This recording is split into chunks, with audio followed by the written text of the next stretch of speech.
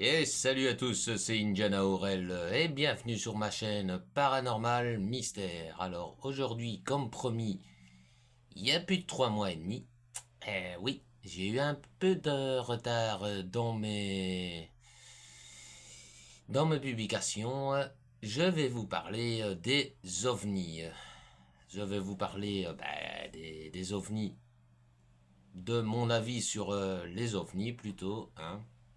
Sur certains livres sur les ovnis que j'ai lus dernièrement, ils seront à la base de trois. J'aurai trois bouquins à vous conseiller que j'ai lus dernièrement et un qui est très très bien, soit disant en passant. J'ai bien aimé le lire, hein, je l'ai même dévoré. Je l'aurais bien relu une deuxième fois, mais bon, j'avais d'autres bouquins en suspens. Enfin, en attente plutôt. Alors, commençons dans le vif du sujet. Alors, je vais vous parler de mes théories sur les ovnis. Alors, bon, j'ai vécu il y a quelques années de ça, mais quand je dis il y a quelques années de ça, il y a plus de 24 ans de ça, une expérience d'ovni, j'en ai vu un, mais je ne vais pas en parler sur ma chaîne, hein. Mais sinon, si je vous fais la description, vous allez me dire, t'as vu un ovni comme tout le monde. Mais bon. Enfin bref, voilà. Soi-disant passant. Voilà, pour moi, ma théorie sur les ovnis, j'en ai quelques-unes. On sait tous qu'on n'est pas les seuls dans l'univers. Alors pour moi, l'une de mes premières théories serait que les soucoupes volantes qu'on voit depuis des années, que ce soit les premières soucoupes volantes, enfin, qu'on a vues dans les années après la Seconde Guerre mondiale, dans les années 50, on va dire dans les années 50, hein, on sera plus précis, hein. C'est de là qu'est venu aussi le terme de soucoupe, hein, parce que le premier témoignage vient d'un Américain qui aurait vu une soucoupe volante tout près de chez lui, qui aurait été le dire au shérif du coin, et de là, un journaliste est venu l'interroger, et de là, on est sorti le terme soucoupe. Parce que, dès le départ, le terme n'était pas ovni. OVNI qui signifie objet volant non identifié. Bon, le terme est venu de là, d'un article de journal qui parlait d'un fermier qui avait vu un ovni et tout ça, qui ressemblait à une soucoupe. Voilà. De là est venu le terme soucoupe volant. Bon. En revenons à nos moutons. Euh, pour moi, ma première théorie, ce serait que ces soucoupes volantes, ces tic-tac comme on les appelle dernièrement, puisqu'ils ont plusieurs formes, ils ont même la forme rectangulaire, triangulaire aussi. Pour moi, ce seraient des extraterrestres venus d'une autre planète, ou alors même, je vais aller très loin, d'une autre dimension, ou alors même d'une autre galaxie. Voilà. On peut aller dans plusieurs sens, mais pour moi, c'est peut-être bien des... J'aime pas tellement les appeler les petits hommes verts, en fait. Des petits hommes gris. On va les appeler les petits hommes gris parce que, pour ma part, les petits hommes verts, ça fait très cinéma hollywoodien. Et désolé du terme, mais c'est comme un autre terme qui m'énerve au plus haut point, qui est aussi sorti du cinéma, c'est le terme fantôme. Pour moi, je n'aime pas ce mot fantôme. Pour moi, c'est des esprits, des âmes ou autres, hein, ou spectres. Voilà. Enfin, c'est pas le sujet. Bon, pour moi, les extraterrestres, c'est des êtres venus d'ailleurs, soit d'une autre galaxie, d'une autre dimension. Enfin, il y a plusieurs théories dans ce sens-là que je pourrais aborder ici. Enfin, pour moi, s'ils viennent, même, ils peuvent venir, allez, disons, peut-être même d'une terre parallèle à la nôtre. Peut-être que, parce que pour moi, je crois en cette théorie qu'il y a plusieurs terres, en fait. C'est pour ça que je parle de dimensions. Plusieurs terres, plusieurs dimensions, où là, il y aurait des doubles de nous, en fait, qui auraient réussi dans leur vie ou autre théorie. Moi, je crois à la théorie des terres parallèles, qui en aurait plusieurs, et il y aurait peut-être même une terre parallèle où ce ne seraient pas des êtres humains, mais des extraterrestres qui y vivraient. Et peut-être que ces extraterrestres-là auraient réussi à trouver le moyen de voyager d'une dimension à une autre. Et ça, c'est ma deuxième théorie. Ma deuxième théorie, c'est que les soucoupes volantes qu'on voit depuis des années seraient peut-être des êtres qui viennent de notre futur. Ce serait peut-être notre évolution à nous, êtres humains, mais dans un futur très très lointain. Et quand j'ai un futur très lointain, moi je pense à 1000 ans. Peut-être que dans 1000 ans, l'être humain aura tellement évolué que il aura la forme qu'on connaît des extraterrestres de maintenant. Bon, voilà, désolé, je parle tellement beaucoup, j'ai besoin d'eau. C'est ça les aventuriers, ils ont besoin d'eau. Pour ma part, mes deux théories, ce serait ça. La première, c'est que ce seraient des petits hommes gris venus d'une autre dimension, d'une autre galaxie, ou d'une terre parallèle, comme je les appelle. Ou alors, ce seraient des êtres... ce serait notre évolution, dans 1000 ans, qui viendrait nous visiter. Ce qui veut dire que quand on entend dire que certains témoignages, mais quand même, tu as eu des soucoupes volantes qui ont réussi à désarmer quand même l'arsenal nucléaire de certains grands pays tels que les États-Unis, l'Angleterre, ou même peut-être même bien la Russie. On ne sait pas. Là, de ce côté-là, la Russie, c'est... On la boucle et tout ça, tout ce qui est pas normal, on n'en parle pas aux autres. Hein, voilà. Ça, c'est mon raisonnement. Voilà. Voilà, pour moi, mes théories, ce serait ça. Hein. Ce serait des êtres venus d'ailleurs, ou alors ce serait notre évolution dans un futur très lointain. Et quand je dis ça, c'est une théorie qui a l'air, maintenant, cette théorie-là, notre évolution, j'ai vu ça sur certaines chaînes YouTube que je suis. Et ils en ont parlé. Que les soucoupes volantes, ce serait sûrement notre évolution dans des milliers d'années. Et que les êtres humains, notre futur, viendraient nous visiter pour voir toutes les conneries qu'on a faites en fait. Hein, quand on voit le monde actuel, bon voilà. Ça, c'est déjà mes théories sur les extraterrestres. Alors maintenant, je vais vous parler de tout ce qui est des projets top secrets qui a eu ces... Oh. Bon, on va pas parler des projets qu'il y a eu ces 50 dernières années sur les extraterrestres, mais bon. Alors, en ce qui concerne les programmes sur les ovnis aux États-Unis depuis 1945, bon, il y a eu une évolution significative. Bon, il y a eu un programme d'enquête, de recherche et d'enquête entre 52 et 69 très connu qui a donné lieu à une série TV que tout le monde connaît, qui est le projet Blue Book. Un programme de l'US Air Force chargé d'enquêter sur des observations d'OVNI. Bien que le projet ait conclu que la plupart des observations pouvaient être expliquées par des phénomènes naturels ou des erreurs d'identification, certains cas sont restés inexpliqués. Bon, et normalement, l'un des enquêteurs était un scientifique connu qui s'appelait Allen Hynek.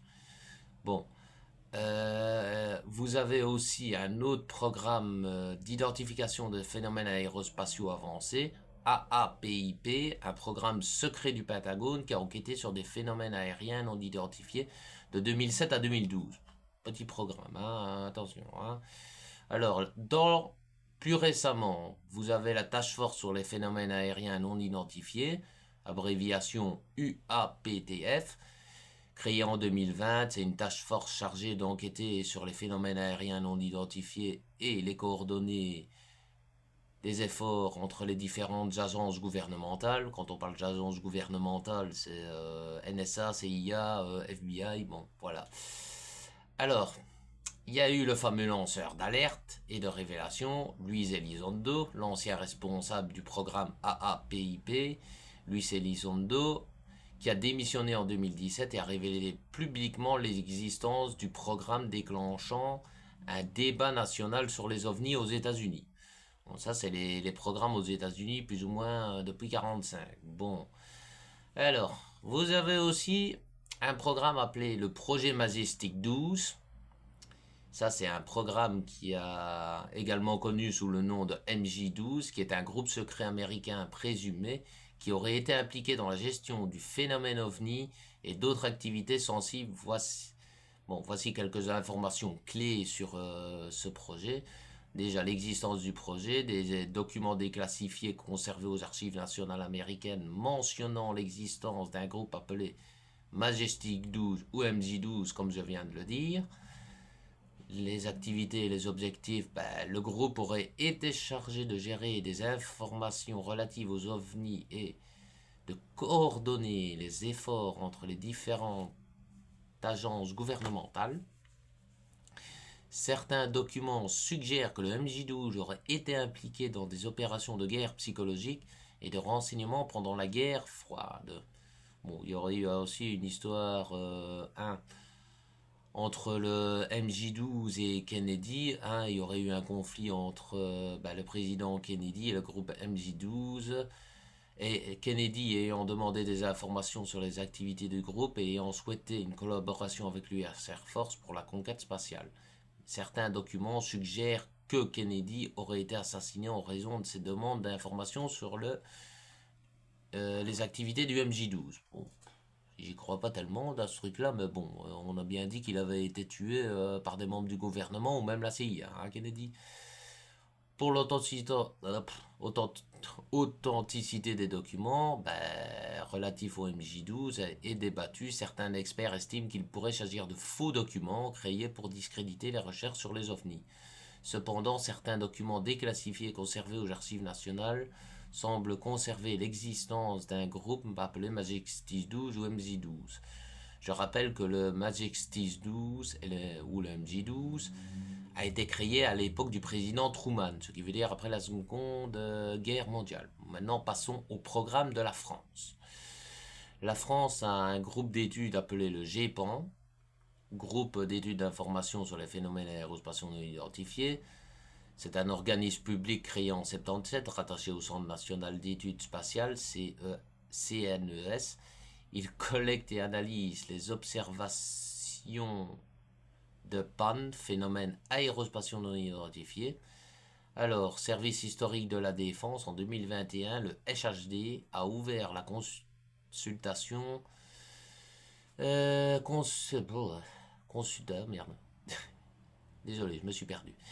Consultation sur une base d'archives d'OVNI couvrant la période entre 54 et 1983. Fameuse bas. Bon, vous avez le fameux rapport comme état document de 116 pages rédigé par plusieurs scientifiques, ingénieurs, pilotes militaires français publié en 99. Il existe des rapports d'OVNI français et étrangers et conclut que l'origine extraterrestre est plausible. Bon, les Français disent quand même que les extraterrestres, c'est plausible, ils peuvent exister. Voilà. Bon, alors, dans les autres pays, il y a un collectif d'intervenants sur les phénomènes OVNI, CIPO, regroupe des archives OVNI francophones et offre un accès à des bases de données documentaires ou alors bases de données privées. Des sites comme les OVNI vus de près et Base OVNI France recensent des milliers de cas d'OVNI en France et ailleurs. Bon, surtout, soit disant passant, que les cas où on le voit plus d'OVNI, c'est en France et aux États-Unis, hein, quand même. Je dis ça, je dis rien, hein, mais c'est vraiment ces deux pays-là qui sont cantonnés à beaucoup d'apparitions d'OVNI. moi qui suis belge, qui habite la Belgique, je vais vous dire, je n'ai toujours pas vu un seul ovni dans le ciel. Et pourtant, c'est pas que j'observe de temps en temps le ciel, hein. Alors, associations ufologiques privées, de nombreuses associations comme la Commission Ouranos ou le SO, sauvegarde et conservation des études et archives ufologiques, mènent des recherches et des enquêtes sur les ovnis. Bon, vraiment, on n'a pas grand-chose.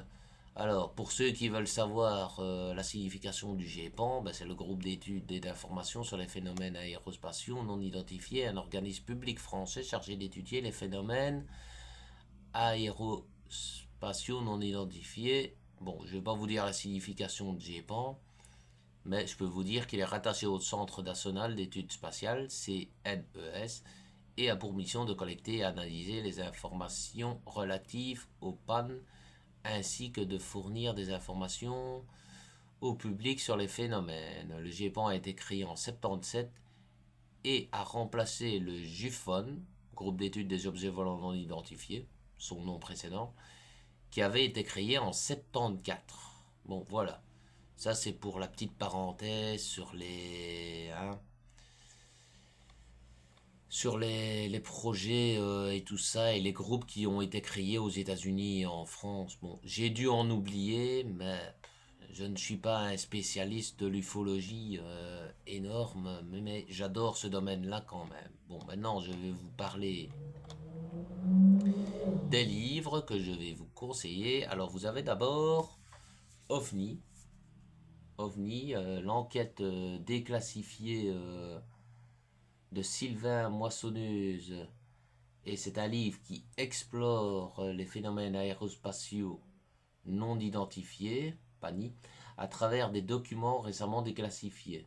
Bon, voici ce qu'il y a dans le livre. Le livre présente une enquête approfondie sur les ovnis basée sur des informations déclassifiées et des témoignages de pilotes de chasse et, euh, et d'agents de renseignement. Il décrypte des vidéos interdites du Pentagone et révèle des incidents graves sur des bases militaires, notamment la perte de contrôle de missiles nucléaires. Ben, je vous en parle au début de ma vidéo. Et pour ce qui est des vidéos, ben, c'est les fameuses vidéos des Tic Tac. Ou alors, si vous connaissez, déjà dans les années 40-45, pendant la Seconde Guerre mondiale, on a ce qu'on appelait les Foo Fighters en anglais. Ces orbes qui suivaient les avions américains, anglais, allemands, et que chaque camp croyait que c'était un projet top secret de l'ennemi. Voilà. Ça m'a toujours étonné parce que ça fait pas récemment, c'est récemment que j'ai appris que ça existait, les Foo Fighters, moi. Alors je me suis dit, parce que je suis aussi historien sur la Seconde Guerre mondiale, j'adore l'histoire de la Seconde Guerre mondiale en fait, pas historien mais bon, voilà voilà. Bon alors comme je vous disais, et le livre met en lumière des décennies de désinformation autour des ovnis, de la lutte du Congrès pour obtenir la transparence du Pentagone. Quand on dit transparence du Pentagone, c'est bon, les gars, il est temps de nous dire qu'est-ce que vous planquez dans la zone 51, vos enquêtes sur les ovnis, vos programmes top secret, patati patata. Enfin, voilà. Ça, c'est déjà pour le premier livre que j'ai à vous conseiller. Et je vous le conseille, c'est un très très bon livre, hein. Vraiment, si vous adorez tout ce qui concerne les ovnis, il est très bon. Maintenant, un autre là, qui s'appelle La fabuleuse histoire des ovnis de Christian Doumerc et David Gallet. David Gallet, très bon auteur. J'ai lu certains de ses livres, que ce soit sur les ovnis ou sur le paranormal. Est un livre qui retrace l'histoire des observations d'objets volants non identifiés, ovnis à travers les siècles. Voici en résumé. Bon, voici un résumé du livre. Je vous montre le livre, voilà. Je trouve que la couverture est très très très stylée hein, pour moi. Et comme je vous le dis, vous fiez pas au porte-page qu'il y a dedans. C'est ma technique pour savoir que c'est un livre que j'ai déjà lu. Voilà, un petit passage. Hein. Et ben, ce livre-là, que je trouve la couverture pas mal, qui nous parle des ovnis à travers les siècles, hein, et qui décrypte même des tapisseries et des peintures où certaines personnes, même certains ufologues, ont cru voir des ovnis et qu'en fait c'était pas ça. Bon, je vous spoil pas le truc, mais Je vais vous dire quand même le contenu du livre. Ça explore les témoignages d'observations d'OVNI depuis l'Antiquité jusqu'à nos jours, en passant par le Moyen Âge, la Renaissance et l'époque moderne. Ils analysent différentes formes et caractéristiques des ovnis décrits par les témoins ainsi que les réactions des autorités et la société face à ce phénomène. Ce livre présente également des documents et des photographies rares qui illustrent les observations d'ovnis à travers l'histoire. Bon, pour l'approche des auteurs, les auteurs adoptent une approche historique et scientifique pour étudier les ovnis en s'appuyant sur les documents d'archives, de témoignages et des études scientifiques. Ils, ils cherchent à comprendre les causes et les implications des observations d'ovnis tout en évitant les spéculations et les théories sans fondement. Bon, c'est plus une approche scientifique, hein, une approche historique et scientifique. Hein. Bon, moi j'ai adoré le livre, je vous le dis, et je l'aurais bien relu une deuxième fois. Comme celui d'avant, je l'aurais bien relu une deuxième fois. Mais celui-là, vraiment, je l'aurais lu une fois, deux fois, trois fois.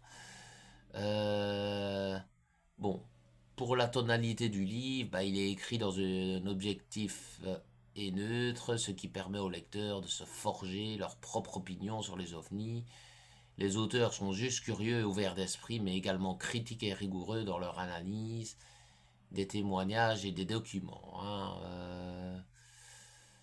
Bon, ça nous ouvre une perspective, ce livre, ça nous ouvre une perspective historique et scientifique sur les observations d'OVNI en explorant des témoignages, des documents à travers des siècles. Hein. Bon, voilà. Et passons au dernier, qui est pas mal, qui est un auteur que je connais très bien parce que ayant vu souvent des vidéos de lui sur une chaîne YouTube que je regarde sans la citer, BTLV, très très bonne chaîne, hein, sur tout ce qui est ovni, paranormal, bien-être et autres. Et je vous la conseille, cette chaîne.